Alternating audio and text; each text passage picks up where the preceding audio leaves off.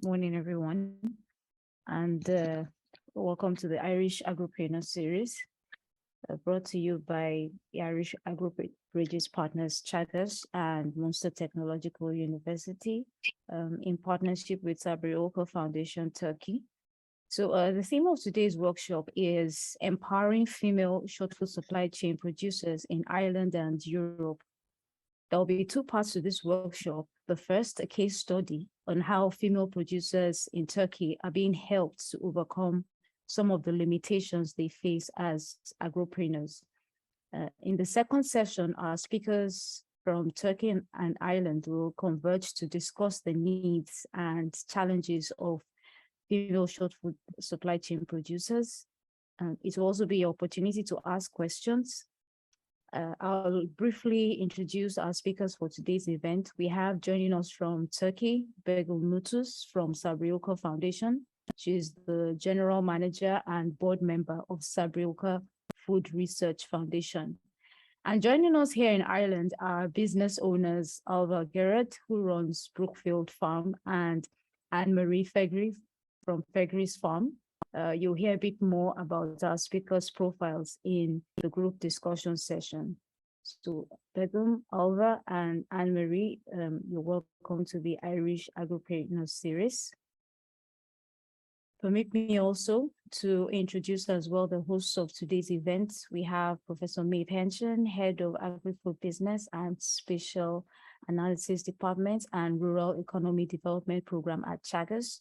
We also have Dr. Jennifer Attard, who's the Research Project Manager of the Circular Bioeconomy Research Group at MTU. And Jennifer and I will be your anchors for today's program. And my name is Yemisi Olomo. I'll hand over to Maeve now to set the ball rolling for today's discussions.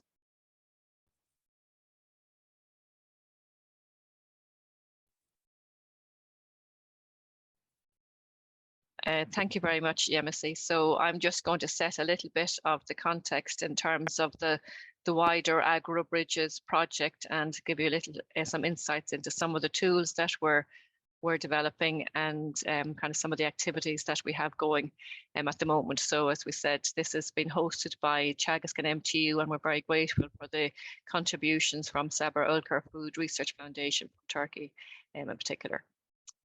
So the Agro-Bridges project, it was established really to promote, I suppose, rural development, obviously underpinned by the key concepts of economic, social and environmental aspects in relation to sustainability.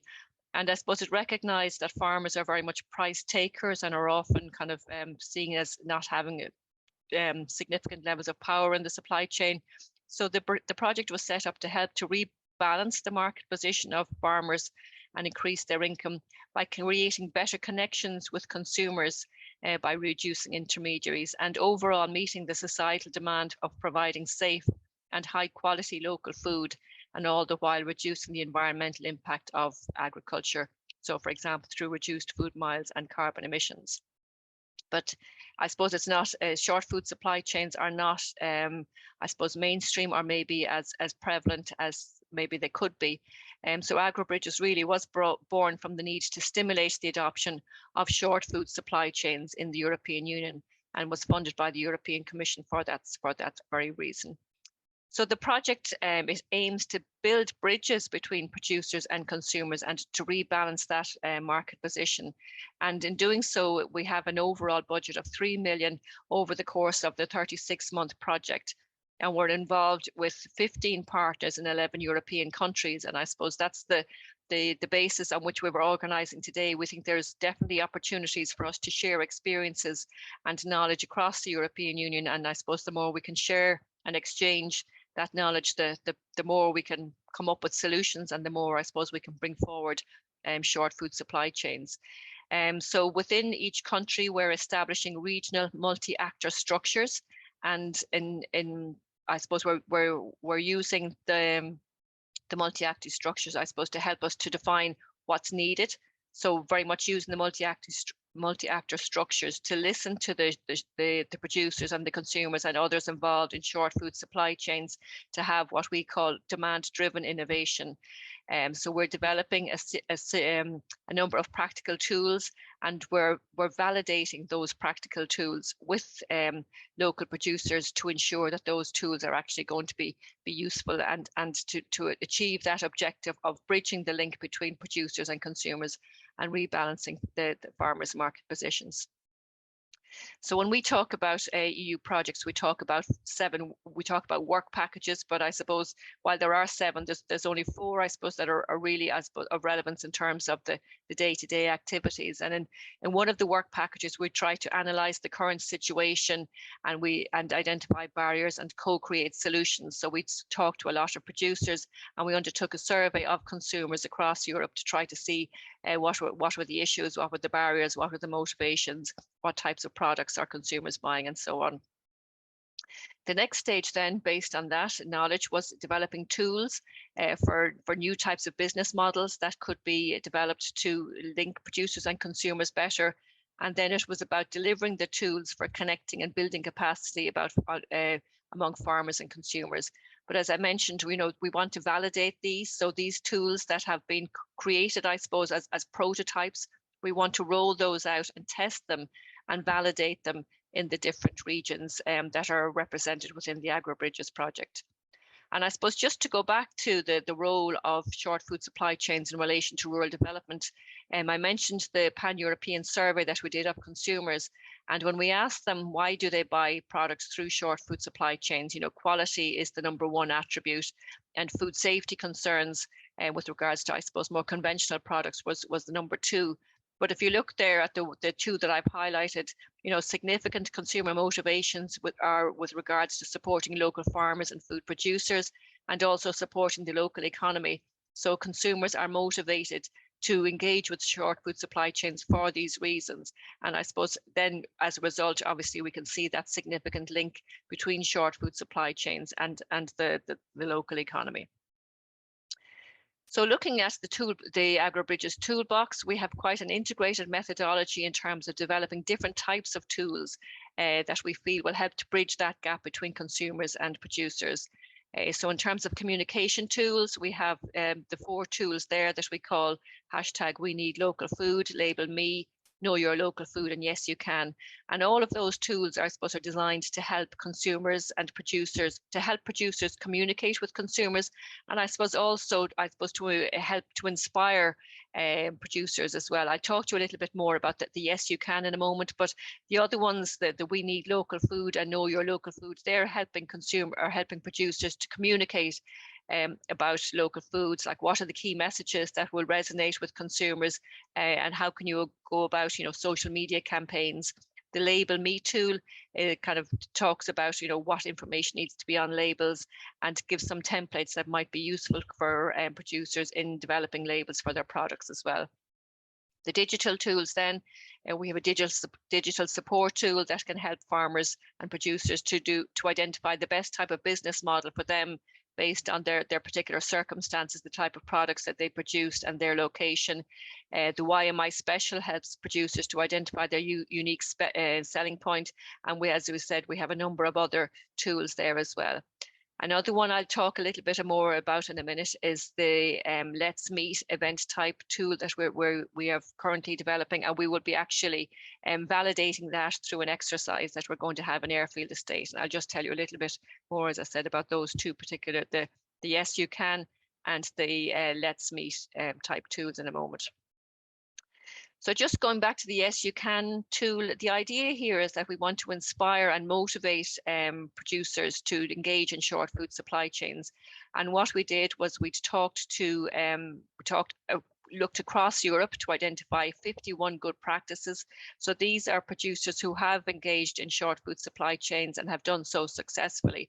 So based on those 51 good practices, we then pulled out 12 success cases from across Europe, and we've produced a video and other content that are available on the AgroBridges website.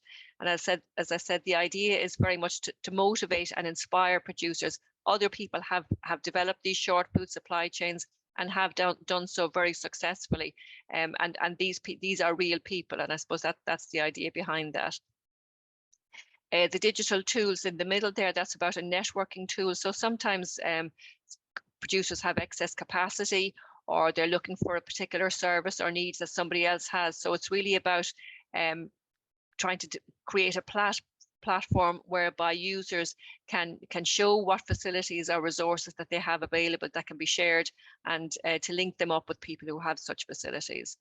And the Let's Meet tool, which I'll talk to you about now, was an organizational tool developed by our partners in Denmark. So in relation to the upcoming event, this is an event that MTU and Teagasc will host in Airfield Estate on the 4th of March. And what we're doing here is we're linking up chefs with primary producers to showcase the high quality and excellent foods that are produced by these producers. And there will be an opportunity to listen to the chefs. There'll be an opportunity for the producers to be interviewed, and that's set up for the 4th of March. In Airfield. So we will pair one chef and one producer together, and then we'll have consumers who will taste the products and, as I say, have an opportunity to engage with the chefs and the primary producers. So very much about creating that link between the two cohorts. So I suppose looking at the context for today, we're very much looking at empowering female short food supply chains in Ireland. And we know that, you know, the short food supply chains play a role, a very important role at community level, but challenges exist for producers in I suppose successfully running those short food supply chains. And these challenges include connecting with consumers, achieving economic viability, issues with regard to geographic fragmentation, and oftentimes inadequate IT platforms, I suppose, to eliminate those spatial barriers that may exist.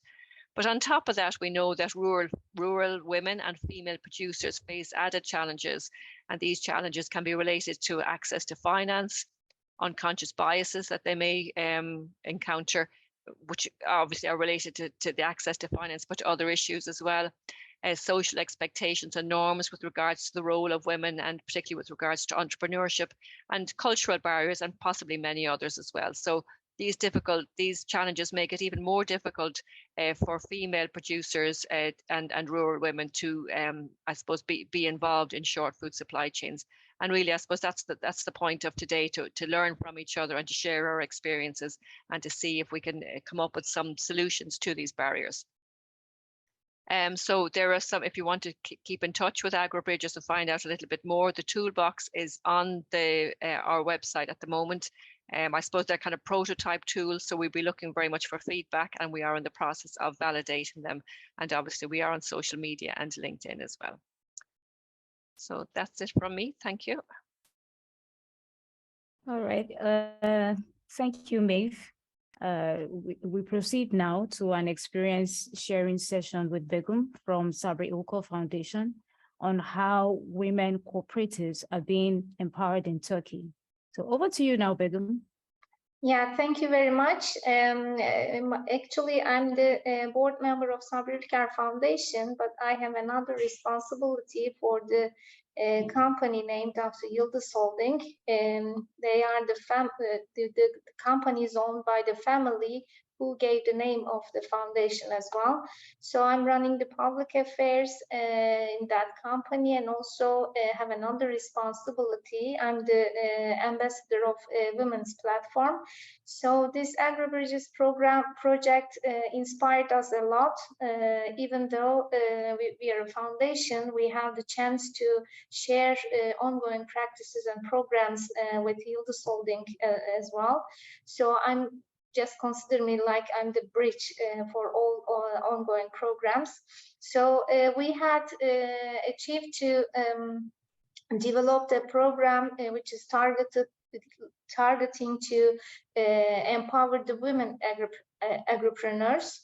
And also the main target was how we can create a win-win environment for both. So let me share my screen first and open my presentation. Okay. Just a second. Make a slideshow.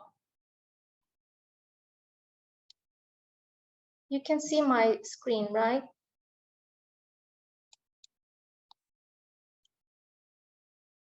Can you see my screen? We can see Yeah, your screen is just not on full screen mode. Okay, perfect. So I will try to share a best practice from a company, Yıldız Holding. So this is, as I mentioned previously, the program itself is inspired from AgroBridges program. So targeting especially to women agripreneurs, but the overall objective is creating a win-win opportunity for that. So throughout all the discussions around women entrepreneurs or women entrepreneurship, we had the opportunity to underline the importance of women entrepreneurship for the sake of the world and economies, for the development, etc., etc. All of the views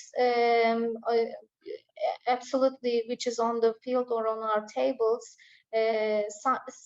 reveal a single point, which is all societies need women to prosper. When I say prosper, I don't mean economic well-being alone. I also mean innovation, creativity, equality, and peace. This is also what we at Yıldız Holding believe. We are against all kinds of, for sure, discrimination. And our priority is always transparency, diversity, inclusion are among our global values.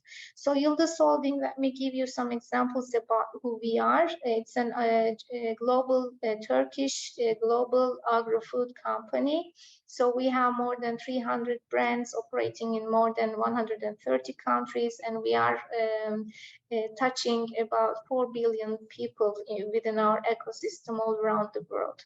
So one of the programs that I will deep dive into related to short food chain supply is, yeah. I think your screen is sharing, but I don't think we can see the slide that you're necessarily on. You're not seeing my slide? Is it working now? No. No, we can just see. I wonder if it's gone full screen to a different screen, but you're only sharing. So we can see PowerPoint open, but we can't see the slide in full screen. You can just see the cover page, right? Yeah. Or nothing. But within PowerPoint, kind of. So it's not in full screen. Yes. Is it coming now? No. Oh, I don't know what's going wrong. Maybe you can go out of full screen and just share and just stay within PowerPoint. Just let me share it again once more.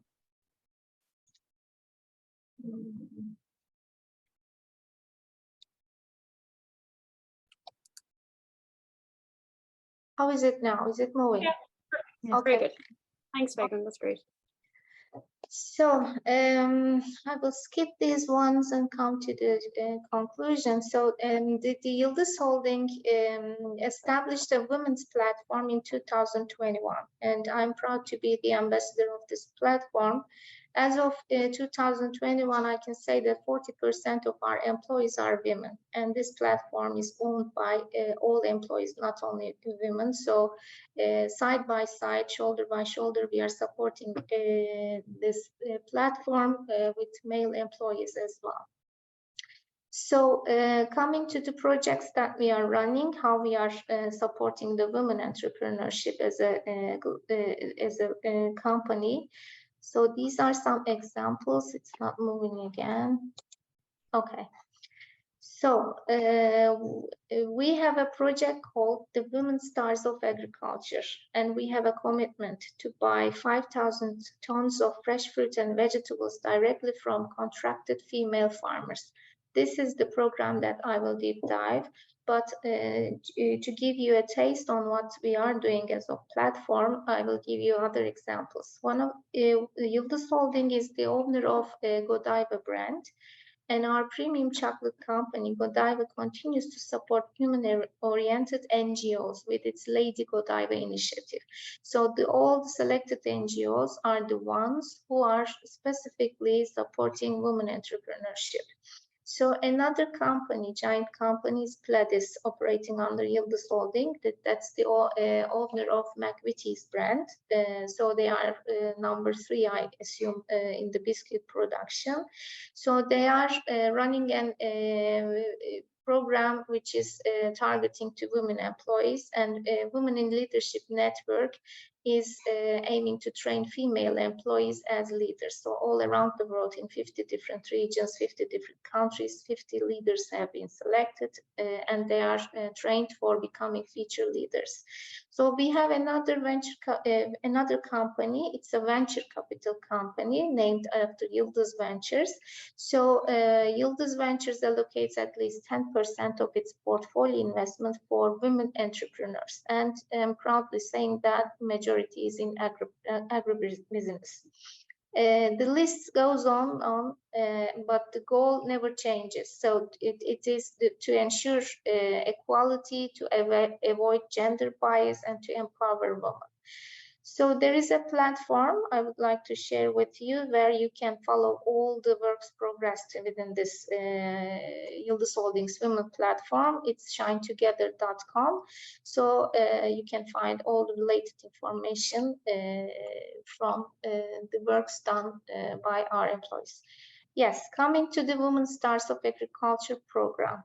So gender-specific obstacles such as lack of access to land, financing, markets, agricultural training and education, suitable working conditions, and for sure, equal treatment put female farmers at a significant disadvantage before they ever plow a field or sow a seed. Of the 5,060,000 people employed in the agricultural sector, 2,108,000 are women. 41.66% of the workers in the agricultural sector are women. As in every field, women play a very important role in agriculture production with their contributions. The rate of women in agriculture who are not registered with the Social Security institution due to their main job is 94.5%, unfortunately. Of the 2,271,000 people working as unpaid family workers, 1,673,000, or in another word, 73.7% are women. As can be seen from the numbers that I already mentioned, women farmers are the invisible heroes of agriculture. So we strongly believe that all our women farmers deserve a positive discrimination. In order to support the participation of our women farmers who deserve positive discrimination in the social security system, encouraging measures should be taken to keep our young women farmers in the agriculture. The fastest solution proposal is to make a room for women farmers in our supply chain within our contract farming principles. So this is how we shaped our Women Stars of Agriculture program. As a giant food producer, if you want to create a win-win situation, it has to be creating an economic value for both sides as well. So once you create an economic value for the company itself, then it's transforming into an impact program rather than a social responsibility program. So when you create an impact to the partner that you're working with, then it becomes one of your sustainable suppliers. So this is how we created the business. So in the field studies carried out as the Union of Chambers of Agriculture of Turkey, it has been determined that our young women have left the countryside. Women living in rural areas state that it is difficult to make a living and that our farmers cannot earn the wages that they deserve because the input costs are very high. They also state that it is not clear what our farmers will earn at the end of the season from planting to harvest. So contracting farming means buying guarantee in this area. Another important achievement of our project is with the promotion of local production, the supply chain network was shortened and it had a positive effect due to the local and rural development and for sure shortening of logistic distances, and which turns into another benefit for the environment itself. So we stand by all our female farmers within the framework of our contract farming principles. We promised to be there for them from seed to harvest whenever they need it. Within the scope of this project, we also support our women farmers in financing and mentoring in addition to the guarantee provided for direct procurement. And we are very happy about this collaboration. So our work on supporting women farmers, which is the most important project which we named after Women Stars of Agriculture, we had undertaken within the scope of the agreement signed with UN Women, which was initiated by our company, Kerevitaş. So Kerevitaş is our one of the Yıldız Holding group of companies who produce frozen fresh fruits and vegetables under the brand of Super Fresh. So with the purchase of fresh fruits and vegetables from female farmers, the Kerevitaş company committed to add approximately $3.5 million in a value at the end of 3 years. So we opened our doors to female farmers by making our announcements through the provincial directorates of Ministry of Agriculture and Forestry in Turkey. So we stand by all our female farmers within the framework of our contract farming principles. As I mentioned, we were there from the beginning till the harvest. And as the farmers are having the feeling of confidence, they were more productive, all I can say. So with this program, one of the other key achievement or key target was within our supply chain, we committed and we aim to increase the ratio of women farmers by 100%. So we have finalized our agreements for the purchase of 1,800 tons of fresh fruits and vegetables, which constitutes the first part of our commitment to purchase 5,000 tons of fresh fruits and vegetables until 2025. And we achieved this success within less than 6 months. So we finally found out that there is a great hunger, there is a great desire within women agripreneurs to work with reliable organizations and guaranteed supply chains, etc. So within the scope of this program, it was aimed to purchase corn, peas, spinach, green bean products, and from Central Anatolia and Aegean regions was preferred. Why? Because we were focusing on short food supply chains, which had many benefits, economically, environmentally, rural development, and many more you can count on. And within the scope of another ongoing program, which was supported by Ministry of Agriculture in Turkey, we had achieved to work with women farmers for the very special project, organic blackberries and raspberries production near Bursa.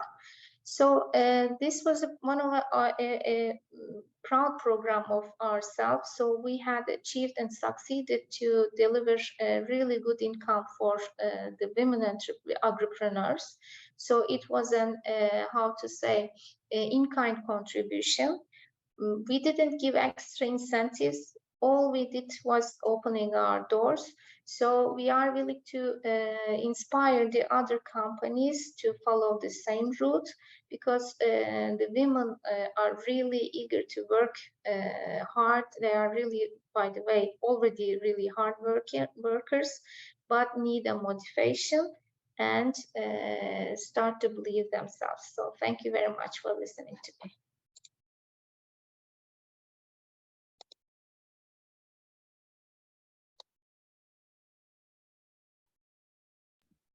Okay, so Begum, thank you very much for those insights that you shared about how the women farmers in Turkey are being supported, to run profitable agribusinesses.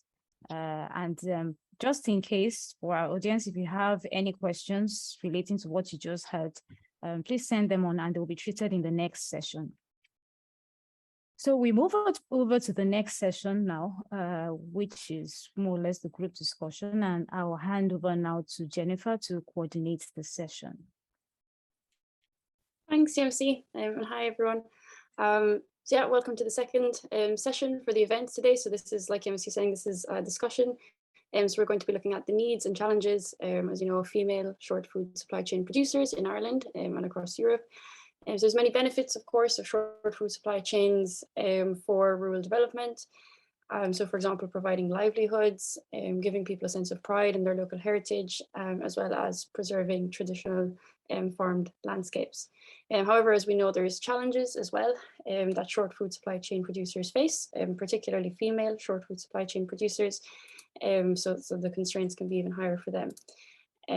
So to discuss some of these constraints, some of these challenges, we have Alva Gerard here and Anne-Marie Fiery. So Alva is the farmer, beekeeper, craft baker, agricultural researcher and teacher behind Brookfield Farm, and Anne-Marie owns Fiery's farm, Beechertruce. So this is based in Kilcormac, County Offaly. So both Alva and Anne-Marie actually are alumni of the ACORNS programme in Ireland. So that's all around accelerating the creation of rural nascent startups. So Alva and Anne-Marie, welcome to the discussion. So if anyone has any questions, anyone from the participants, feel free to jump in, put your questions in the chat as well. But I'll start off with a few questions to kick off the discussion. So I might start with Alva. So Alva, you run a farm, of course, so there's many different aspects to this farm. You have, you're growing crops, you have sheep, bees and trees, but you also engage in agritourism. So you have, you do farm tours, honey tasting, crop demonstrations, and so on. So there's a lot of different parts, I suppose, to the work that you do. So have you found, or maybe can you discuss some of the constraints that you found in running these businesses? Sure, I'd be delighted. First of all, thank you so much for inviting me along today. It's really interesting hearing Bigam's discussion of the challenges in Turkey. The scale, because Ireland is a relatively small country, a relatively small number of farmers compared with Turkey. It's the challenges there are quite something, and it looks like you're doing an amazing job. Dr. Yemishi, could you share? I sent a slideshow. I'm afraid I'm struggling a bit with my connection today. So I sent a slideshow. Possibly you might show on my behalf while I'm talking.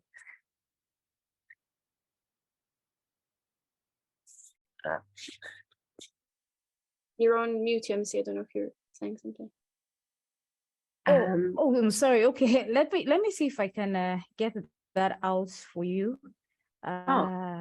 Yes. Okay. Just share the screen. Just a moment. I don't know if. Oh, brilliant! Thank you so much. I can see that. So my farm is one of I think we have 125,000, 130,000 farmers in Ireland, but about 14% of them are female farmers.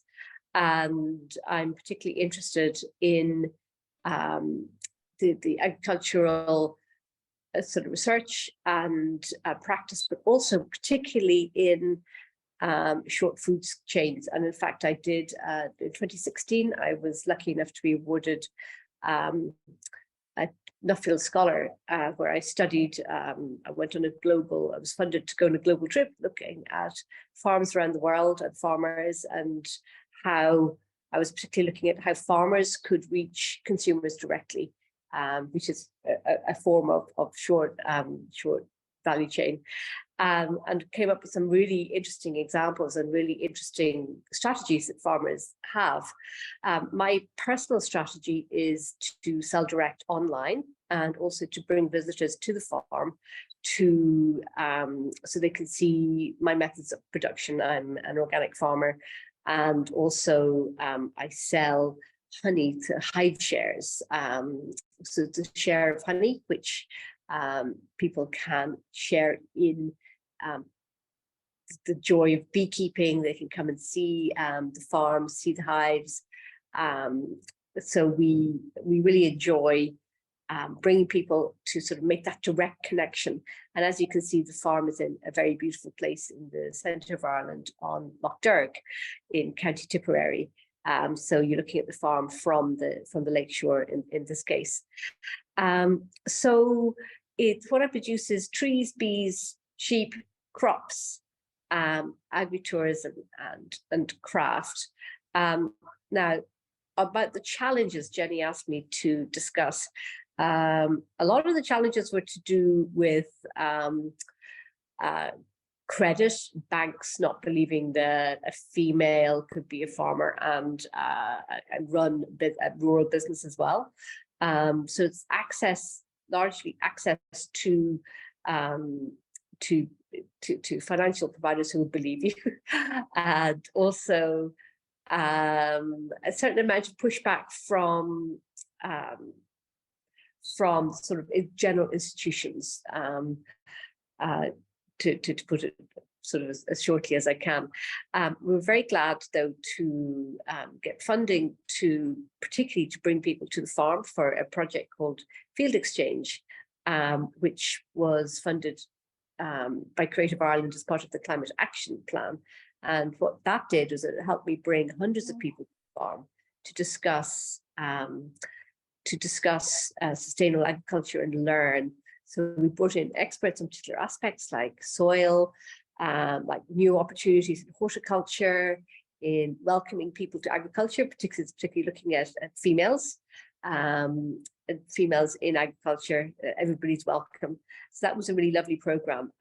We were very glad to have it opened by the first woman, Sabina Higgins, and it was closed by Minister Catherine Martin from the Department of Tourism and Arts. So that was a program with 14 different events, 12 workshops, and an opening and a close. And it was really, it was very powerful for me because people came from all over Ireland, farmers, creatives, members of the public. And I found it was really empowering for a lot of female farmers who came, and also for people who wanted to do short food chains. So it's a way of putting people together, because you can't just throw farmers out into the marketplace and say, make a short food chain. There has to be a whole body of collaboration and support behind that. But luckily I'm part of a CSA, Community Supported Agriculture in Ireland, and that network is to support also Tipperary food producers I'm a member of, which produce 31 food producers across the county of Tipperary. And we're all together and we support each other. And I'm also part of Acorns, as Jenny was mentioning earlier.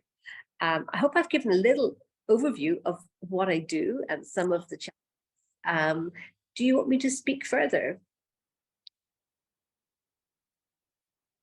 If you like, yes. So maybe we can hear a little bit from Anne-Marie first and see if there's any challenges, Anne-Marie, that you see from running your own. Okay, very good. Hi everyone. So my name is Anne-Marie from Fury's Farm, and just by way of a bit of background, I started my business in 2019 producing Irish homegrown beetroot juice. Before that, I had grown up on a family farm at home, but I had been involved in the bloodstock industry until 2018. So I was working in a job for 15 plus years, very happy doing an office-based job. And my product and my relation, bringing it back to the farm and getting involved in starting my own business, actually came about, probably you could say, a little bit by default. So I went to look for beetroot juice for my dad. He wanted beetroot juice in particular because he had read about beetroot juice helping to bring down high blood pressure naturally. And so when I went to pick it up for him, I realised that all the beetroot juice that was coming into Ireland was being imported, and there was no producer producing it here with a high percentage of beetroot. So cut a long story short, I looked into it and I set up the business pretty much straight away with the help of Tagus. I got an innovation voucher with Enterprise Ireland, and that kicked off the whole product development. And so I had a product retail ready within 9 months or whatever. So I went full-time off my job a year and a half ago, and I went full-time at my business in 2021. And for me, it's been no looking back. It's the best decision I made. The advantages, I suppose, for me starting out with my business as a female food producer, I grew up on a home farm. My dad, my two brothers are vegetable and tillage farmers, and my dad started farming back in 1957. So he's a wealth of experience, wealth of knowledge, and the beetroot grown from my drink. The boys, my dad, my two brothers, they take care of all that. But I suppose I find myself back on the farm a lot more now, especially around harvesting time. So I'm still learning. I grew up on a farm, but not being involved in it for quite a few years. I find myself back now learning on a day-to-day basis. And while I am on a food producer, it's not all about the farming side. There's a lot more that goes with it in the business side. So it's trying to, I suppose, educate myself every day. And by making mistakes and all that goes with it every day, you learn fast. And when it's your own business, you're very passionate, so you're not afraid to ask for help. I do feel very lucky. I know I don't feel right now, and I suppose I'm a few years in the business, I don't feel any discrimination by being a woman over a man. I feel like once I have went out, asked for help, in general, I have being well supported and looked after. And I think by being in Acorns and having the support of your local enterprise office, and by having the opportunity to avail of innovation vouchers from the likes of Enterprise Ireland and work with Tagus, and I'm actually going back on my third innovation voucher now to continue my product development. I feel like that's an extremely supportive role for me. The obstacles and the challenges that I feel I face is, as a small producer, price point. And while the Irish consumer, with every best intention in the world to support their local producers, at the end of the day, and especially with the economy the way it is now, people look at the price point. So while they would love to buy and support the Irish producer on a more regular basis, if money is tight and your product is sitting beside a global brand that's able to do it a lot cheaper, the fact that they are global and all that goes with that, it's a hard ask for a consumer to pick yours when they're minding, when their figures have to add up. So that's a very big challenge. And I feel with my products, say if I sell a bottle of juice at €6.50, €1, more than €1.50 on that is VAT. So that's 23% VAT. Now the consumer doesn't know that. I wouldn't have known that if I went in to buy a bottle of juice previous to this, that it could be €5. Beetroot itself, if you go in and buy it in the supermarket, there's no VAT on it. If you press it and put it into a bottle and it's juice, now there's 23% VAT. So suddenly it becomes very more expensive. And if you had a bottle of Coke sitting beside your beetroot juice, 23% VAT applies to a sugary drink as opposed to a veg-based, Irish-based juice. So there's no real incentive there to try and reduce the cost of a healthy Irish product for the consumer. So I think the 23% VAT is a sticky point for me, and it makes my product a lot more expensive for someone to purchase. And I suppose another challenge is you might have the best product in the world, and I see so many female, male, Irish artisan food producers that have lovely, excellent quality, like the best of quality products.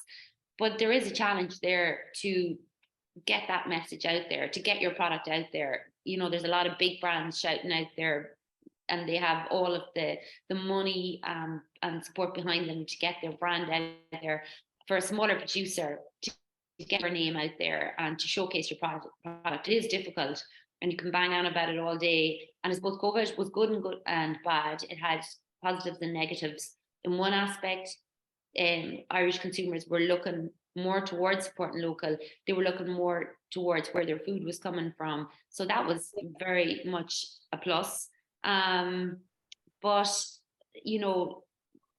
there would have been no shows, no tastings in stores to get your product out there. So it is a challenge to grow your brand, to grow a small brand among the bigger brands. And I will say as well that I mentioned my two brothers and my dad are farmers. They have 3 farmers markets selling fresh homegrown vegetables each week. They've been on operation for a number of years, and they have a lovely loyal trade of people, and it works for them. But to a it's hard work for the volume that the return back on it. It's very hard to compete with larger supermarkets that can undercut the prices. Again, it goes back to a person going in to do their shop. If they see like a turnip, a cabbage, whatever it is, a bag of spuds, and they're like only a couple of euros, you know, it's very hard for the smaller food producer and smaller veg grower to survive in that type of in that scenario. And that is very evident when you see a lot of veg growers ceasing to operate. So trying to encourage women back into farming or food producing, at the end of the day, it has to work. Like it's a lovely model, and it's a lovely quality of life, but it has to pay to live. And it's very hard to compete with the larger supermarkets and the prices that they can undercut the regular producer. So that's me in a nutshell. Yeah, thanks, Anne-Marie. No, that's really interesting. And I think obviously initially you discussed like a lot of the supports that you've received, and that's really great to hear, but obviously the challenges as well and the prices and all of that, it's there still are a lot of kind of stronger challenges there. I wonder, Alva, if you could talk around maybe with your research that you've done as a Newfield agricultural scholar as well, where you think kind of assistance can come in here, or in other areas as well, specifically for rural female producers in Ireland. Sure, thanks for that. And also thanks Maeve, very kind comment there on the awards. I just wanted to address that one first, if I could. Yes, I think it's made a big difference for two reasons. I have made it a deliberate strategy since I went into farming 12 years ago to apply for awards and to be publicly in both a male and female environment to apply and hopefully win awards. And I've been very lucky to win some, and that has made a huge difference in particularly winning the Nuffield Scholarship, and has made a huge difference in how I'm perceived by general farmers. Male farmers. It's also I'm because I'm part of a number of networks, I'm feeding back, and the Nuffield is one important network.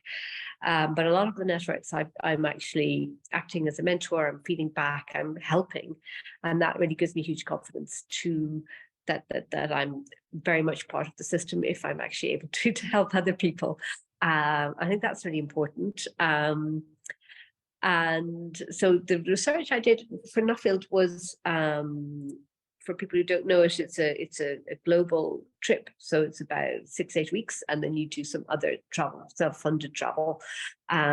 So it's quite it's a great program, because you also not only are you're funded to travel, you're also funded to write a research piece, and then they chase you until you do it. So I was particularly interested in farmers reaching consumers. I could see the biggest problem for me entering farming was that I wasn't going to be able to beat male farmers with generations of expertise in technical, but I knew that I had things to offer, and I could produce very good quality food.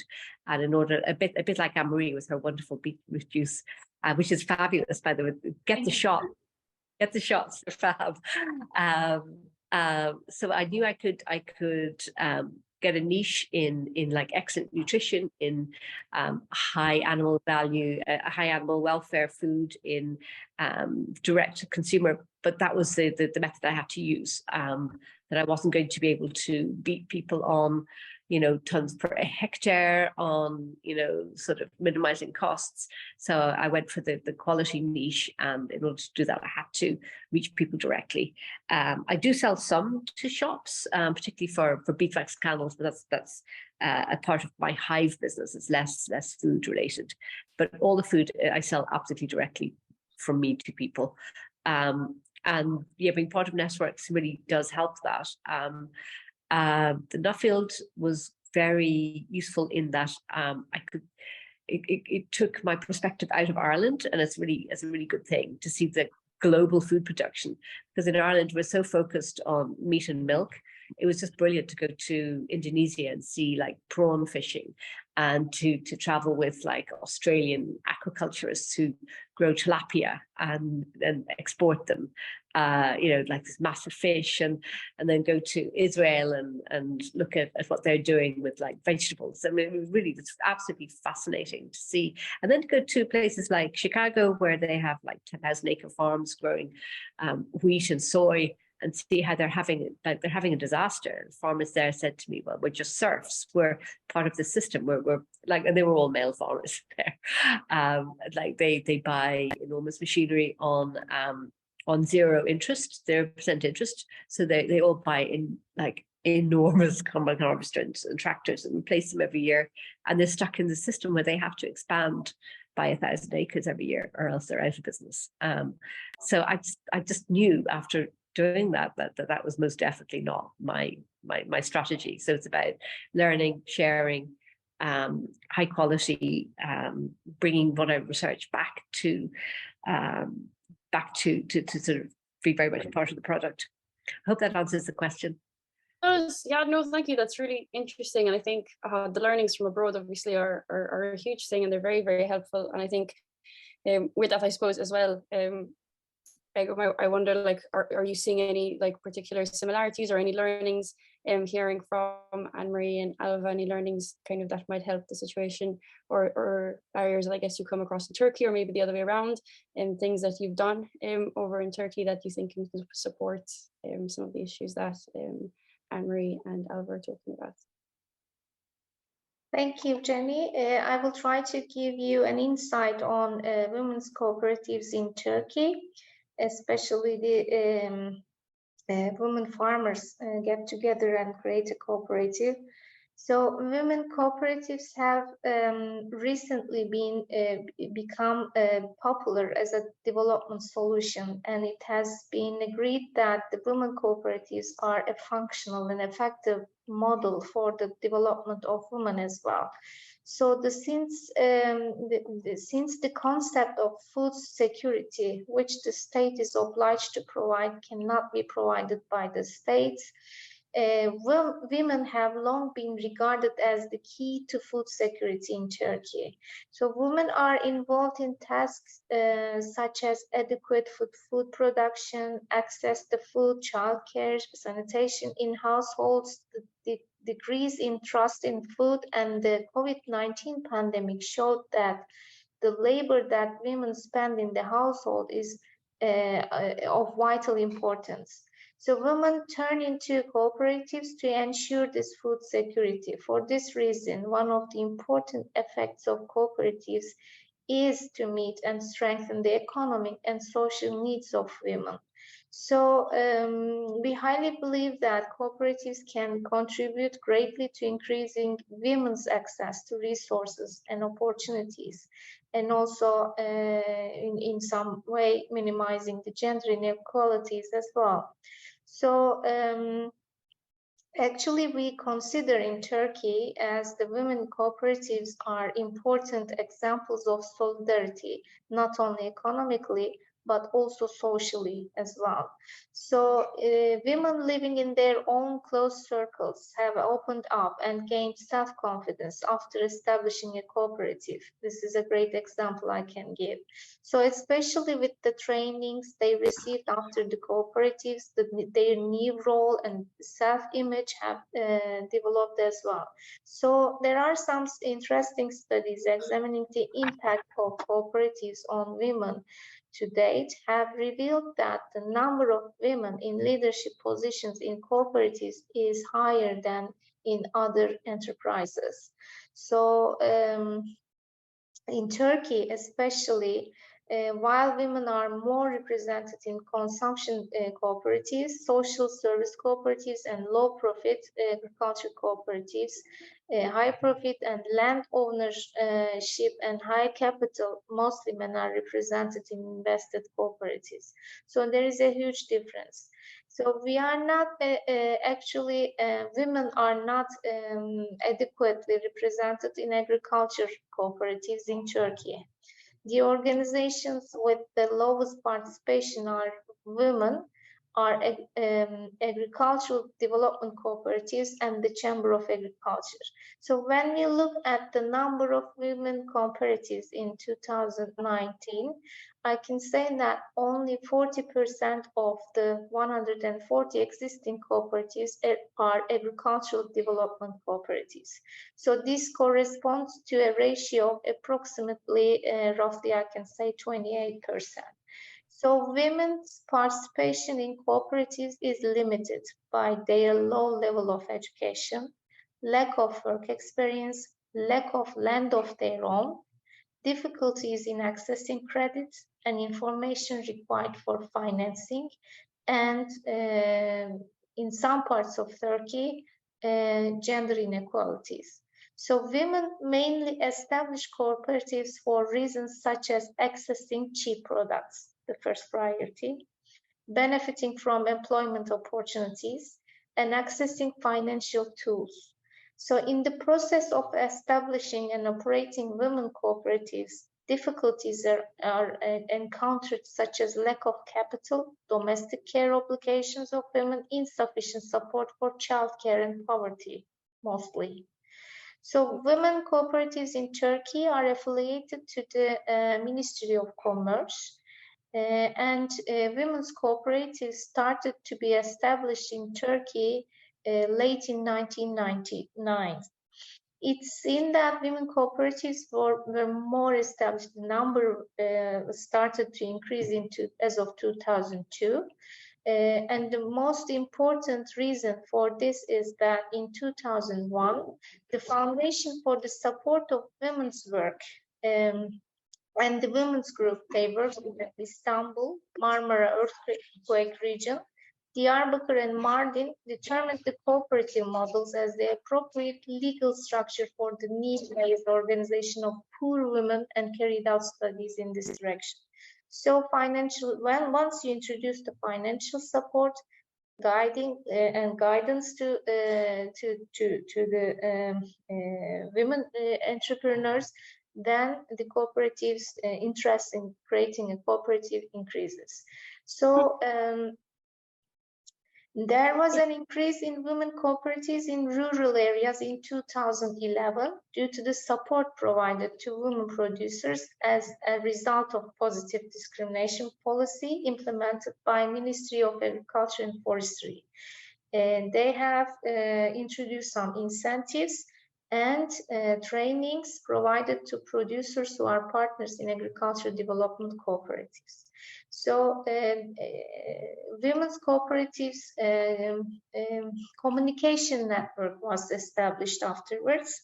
So once you establish a cooperatives communication network, you give the women agripreneurs to share knowledge and experience, create solutions to common problems, and develop cooperation among them.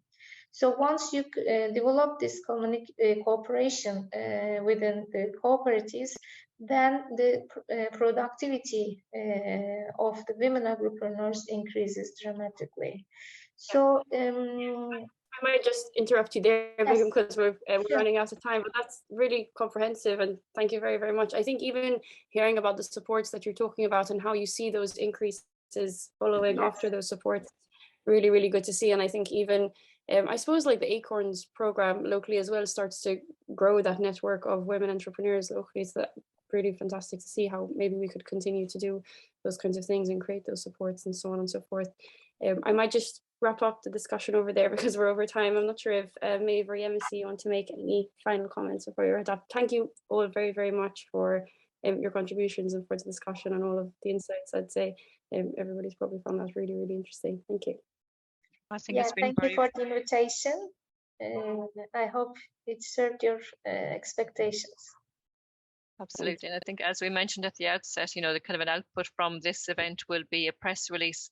And I think there were some very nice discussion points. I think the role of the awards, the contract farming, I think the role of cooperatives, the interlinkages between the male and the female members of farming families and things like that. I think there's very nice kind of highlights from each of the three of you that we can bring forward in the press release. So we'll get that press release.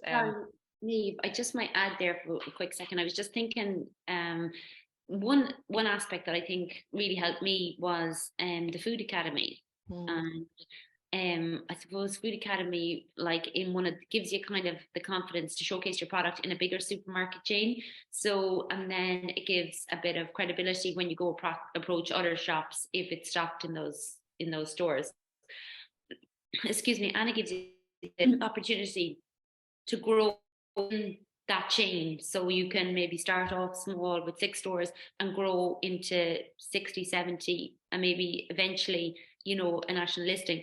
And that's Food Academy put you through a program to kind of bring you along. Now, I know it's not only females, it's male and female, but I think it's very encouraging for other artisan food producers. And then you meet with another network of producers that you can reach out to as you go along. So anyway, I just think that that was another asset to me when I was starting out. So there are plenty of supports, and actually I'm going to a Women in Agriculture event that's down in Portlaoise at the moment, organised by DAF straight away now. But I think there's been lots of thoughts and ideas here that I'll be bringing into the workshop there. And as I said, we'll get that press release drafted and hopefully get it around to you tomorrow.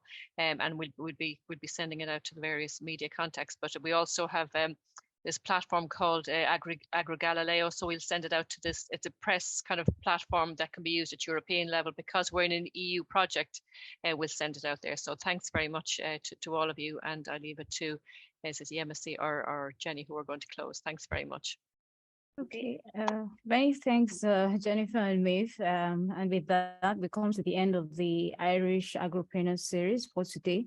We'd like to thank you for your time, and we hope you found today's event useful. There's a short survey we'd like you to fill, and you'll find the link to the form in the chat. It was sent just a few minutes ago. So just tell us in the survey what you think about today's event. Once again, thank you to all our speakers, Alva and Marie, and to all our participants in today's events, and special thanks as well to QPlan, who happen to be the the coordinators of the AgroBridges projects. They're also present with us here. Irene had to step out at some point, but we also have George here. So thank you as well for joining in. And wherever you're connecting from the world, we'd like to say thank you for joining us. And from all of us on the Irish AgroBridges team at Teagasc and MTU, we say thank you once again and goodbye. Okay, thank you very much. Thanks, everyone. Lovely to meet you. Bye. You too. Bye-bye.